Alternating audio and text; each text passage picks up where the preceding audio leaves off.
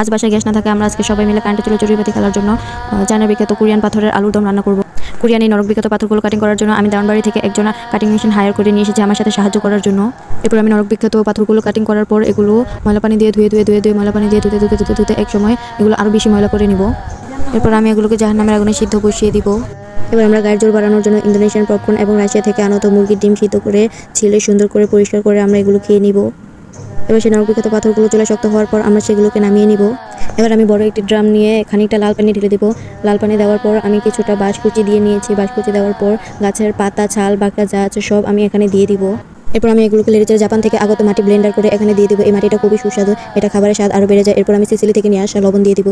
এরপর আমি এগুলোকে ভালো করে নেড়েচেড়ে ঠুস করে একটু পানি দিয়ে দিব। এরপর আরব থেকে নিয়ে আসা বালু দিয়ে দিব। আরবের মরুভূমির বালু দেওয়ার পর এখানে মেয়াদ উত্তীর্ণ কিছু ফেস পাউডার দিয়ে দেবো। এরপর এগুলোকে ভালো করে নেড়েচেড়ে আমি সুন্দর করে রেডি করে নেব। এরপর এগুলোকে ভালো করে সবগুলো একসাথে নেড়েচেড়ে অনেক সুন্দর একটা কম্বিনেশন কালার চলে আসছে। এই কালারটা খুবই জোস লাগছে।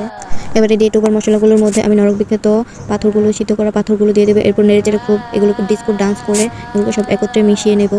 এরপর কিছুটা ঘাস এখানে দেওয়ার পর নেড়েচেড়ে এগুলোকে ডিস্কো ডান্স করে আমাদের তৈরি হয়ে গেল সুন্দর সুস্বাদু আলুর দম।